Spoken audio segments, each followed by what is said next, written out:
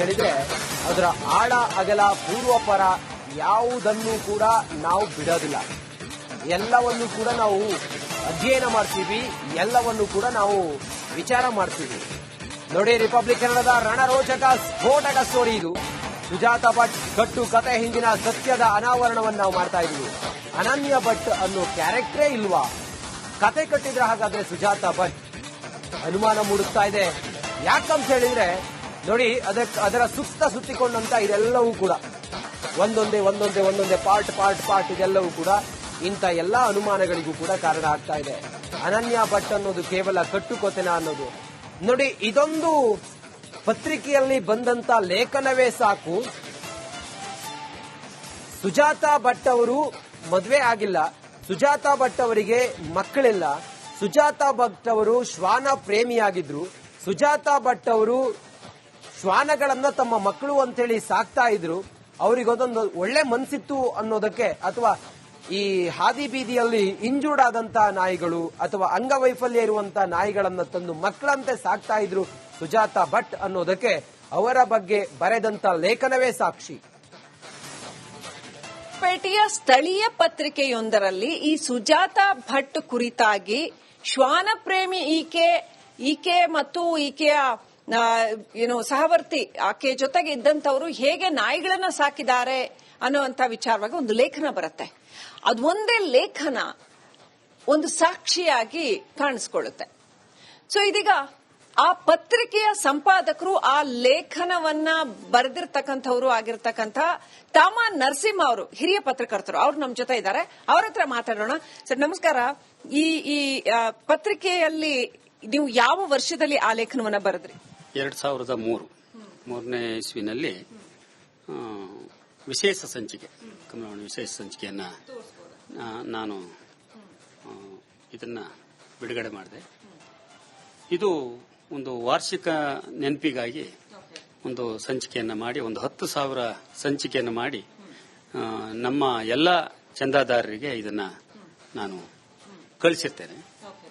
ಈ ಸಂಚಿಕೆಯಲ್ಲಿ ಅನೇಕ ಸಾಹಿತಿಗಳದ್ದು, ಬರಹಗಾರದ್ದು, ಆಮೇಲೆ ಒಳ್ಳೊಳ್ಳೆ ಲೇಖನಗಳು, ಸಂದರ್ಶನಗಳು, ಇವೆಲ್ಲವನ್ನ ಈ ವಿಶೇಷ ವಾಣಿಯಲ್ಲಿ ನಾನು ವಿಶೇಷ ಸಂಚಿಕೆಯಲ್ಲಿ ನಾನು ಪ್ರಕಟ ಮಾಡಿದ್ದೆ.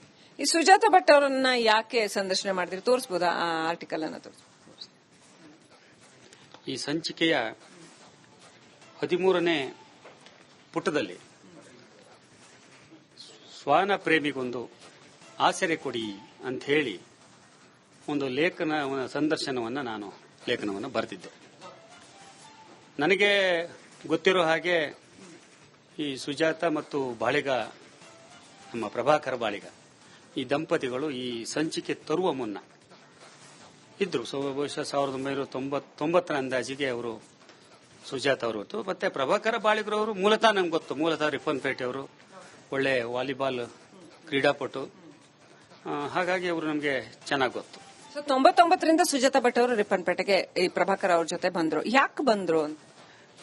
ಅವರಿಗೆ ಇವರು ಪ್ರಭಾಕರ್ ಬಾಳಿಗರವರಿಗೆ ಮುಂಚೆ ಮದುವೆ ಆಗಿತ್ತು. ಅದಕ್ಕೆ ಮದುವೆಯಾಗಿ ಒಂದು ಮಗು ಸಹ ಇದೆ. ಅವರು ಯಾವುದೋ ನೌಕರಿಯಲ್ಲೋ ಯಾವ್ದ್ರಲ್ಲಿ ಇರಬೇಕು. ಅವರು ಮೊದಲ ಪತ್ನಿ ಅವರು ಇಲ್ಲಿ ಬಂದಿದ್ದು ಕಡಿಮೆ ರಿಪ್ಪನ್ಪೇಟೆಗೆ. ತದನಂತರದಲ್ಲಿ ಅವ್ರ ಕುಟುಂಬದಲ್ಲಿ ಏನಾಯ್ತು ಏನೋ ಗೊತ್ತಿಲ್ಲ. ಆ ನಂತರದಲ್ಲಿ ಅವರು ಅಲ್ಲಿ ಹೆಂಡತಿ ಇರುವಲ್ಲಿಗೆ ಸ್ವಲ್ಪ ದಿನ ಹೋಗಿರ್ತಾರೆ. ಆ ನಂತರದಲ್ಲಿ ಅಲ್ಲಿ ಸಣ್ಣ ಪುಟ್ಟ ಕೆಲಸ ಮಾಡಿಕೊಂಡು ಜೊತೆಗೆ ಮತ್ತೆ 99ರಲ್ಲಿ ಈ ಸುಜಾತ ಅವ್ರ ಜೊತೆಗೆ ರಿಪ್ಪನ್ಪೇಟೆ ಬರ್ತಾರೆ. ಬಂದ ನಂತರದಲ್ಲಿ ಒಂದು ಒಳ್ಳೆ ರೀತಿಯ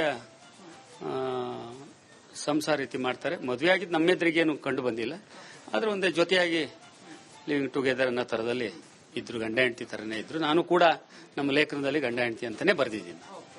ಸೊ ಮಕ್ಕಳಿದ್ರ ಆ ಟೈಮಲ್ಲಿ? ಅವರು ಮಕ್ಕಳಿರ್ಲಿಲ್ಲ. ಸೊ ಮಕ್ಕಳಿಲ್ಲದನ್ನ ಚೆನ್ನಾಗಿ ಇವರಿಗೆ ಗಂಡ ಹೆಂಡತಿ ಇಬ್ಬರಿಗೂ ಮಕ್ಕಳಿಲ್ಲ. ಏನು ನಾಯಿಗಳು ಅಂದ್ರೆ ಯಾವ ತರದ ನಾಯಿ ಅಂತ ಹೇಳಿದ್ರೆ, ರಸ್ತೆ ಬದಿಯಲ್ಲಿ ಪೆಟ್ಟಾದಂತ ಗಾಯವಾಗಿರ್ತಕ್ಕಂಥ ನಾಯಿಗಳು ಶುಶ್ರೂಷೆ ಮಾಡಿ ಸರಿ ಮಾಡಿ ಆ ನಾಯಿಗಳನ್ನ ಇಟ್ಕೊಂತಿದ್ರು. ಅವರೇ ಕೆಲವು ಮರಿಗಳನ್ನು ಸಾಕ್ತಿದ್ರು. ಈ ತರ ನಾಯಿ ಮರಿಗಳನ್ನೆಲ್ಲ ಇಟ್ಕೊಂಡಿದ್ರು. ಅವರು ನಾನು ಮಾಡಿದಂತ ಸಂದರ್ಶನದಲ್ಲಿ ಹೇಳ್ತಿದ್ರು.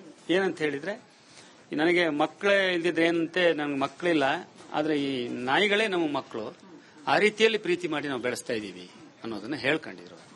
ಸೊ ಈಗ ಪ್ರಭಾಕರ್ ಬಾಳಿಗ ಮತ್ತು ಸುಜಾತಾ ಭಟ್ ಅವರ ಆ ಮದುವೆ ಅವರ ಜೊತೆಗಿನ ಜೀವನದ ಹೊರತಾಗಿ ಅದೇ 2003ರಲ್ಲಿ ಅನನ್ಯ ಭಟ್ ಅನ್ನೋ ಮಗಳು ಧರ್ಮಸ್ಥಳದಲ್ಲಿ ಕಾಣೆಯಾದ್ಲು, ಮೆಡಿಕಲ್ ಓದ್ತಾ ಇದ್ಲು ಅಂತ ಸುಜಾತಾ ಭಟ್ ಹೇಳ್ತಾರೆ.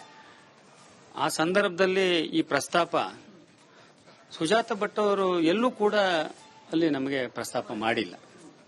ನಮಗೆಲ್ಲೂ ಕೂಡ ನನ್ನ ಮಗಳೊಬ್ಳು ಹಿಂಗಾಗುತ್ತೆ ಆಗಿದ್ದಾಳೆ ಅಂತ ಕೂಡ ಎಲ್ಲೂ ಹೇಳಿಲ್ಲ. ಅವ್ರು ಹೇಗಿತ್ತು ಅಂದ್ರೆ ಮನಸ್ಥಿತಿ ಹೇಗಿತ್ತು? ಖುಷಿಯಾಗಿ ಆರಾಮಾಗಿ ಸಹಜವಾಗಿ ಜೀವನ ನಡೆಸ್ತಾ ಸಹಜವಾಗಿದ್ರು ಅವರು. ಸಹಜವಾಗಿ ಆ ಕುಟುಂಬ ಜೊತೆಗೆ ಅನ್ಯೋನ್ಯವಾಗಿದ್ರು. ಇದ್ದದ್ರಲ್ಲೇ ಸಂತೋಷ ಪಟ್ಕೊಂಡು ಎಲ್ಲರ ಜೊತೆಗೂ ಚಟುವಟಿಕೆಯಲ್ಲಿ ಇದ್ದುಕೊಂಡು ಎಲ್ಲರ ಸಂಪರ್ಕನೂ ಇತ್ತು. ರಿಪ್ಪನ್ಪೇಟೆ ತುಂಬಾ ಜನರ ಸಂಪರ್ಕ ಅವರಿಗಿದೆ. ನನಗೊಬ್ಬನಿಗೆ ಅಲ್ಲ, ನನ್ನ ಪತ್ರಿಕೆಯಲ್ಲಿ ಲೇಖನ ಬರೆದಿದ್ದೀನಿ ಅಷ್ಟೇ. ಸುದ್ದಿವಾಹಿನಿಗಳು ಅಲ್ಲಿರುವಂತಹ ಅನೇಕ ಜನರನ್ನ ಮಾತಾಡಿಸಿ ಈ ವಿಚಾರವಾಗಿ. ಹಾಗಾಗಿ ಅದೆಲ್ಲ ಆಧಾರದ ಮೇಲೆ ಕೊನೆಗೆ ನಾನು ಬರೆದಂತ ಲೇಖನದ ಬಗ್ಗೆ ಜನ ಹೇಳಿದ್ರಿಂದಾಗಿ ಈ ಲೇಖನವನ್ನ ನಾನು ಇವತ್ತು ಹೊರತಂದು ತೋರಿಸುವಂತ ಪರಿಸ್ಥಿತಿ ಬಂದಿದೆ. ಧನ್ಯವಾದಗಳು. ಇದಾಗಿತ್ತು ತಮ್ಮ ನರಸಿಂಹ ಅವರ ಮಾತುಗಳು, ಅವರ ಅನುಭವ. ಕ್ಯಾಮರಾ ಪರ್ಸನ್ ರಾಜು ಚಕ್ರವರ್ತಿ ಜೊತೆ ಶ್ರೀಲಕ್ಷ್ಮಿ ಅಭಿಜಿತ್, ರಿಪಬ್ಲಿಕ್ ಕನ್ನಡ, ಬೆಂಗಳೂರು. ಅಂತ ಹೇಳಿದ್ರೆ ಅದರ ಆಳ ಅಗಲ ಪೂರ್ವಪರ ಯಾವುದನ್ನು ಕೂಡ ನಾವು ಬಿಡೋದಿಲ್ಲ. ಎಲ್ಲವನ್ನು ಕೂಡ ನಾವು ಅಧ್ಯಯನ ಮಾಡ್ತೀವಿ, ಎಲ್ಲವನ್ನು ಕೂಡ ನಾವು ವಿಚಾರ ಮಾಡ್ತೀವಿ. ನೋಡಿ, ರಿಪಬ್ಲಿಕ್ ಕನ್ನಡದ ರಣರೋಚಕ ಸ್ಫೋಟಕ ಸ್ಟೋರಿ ಇದು.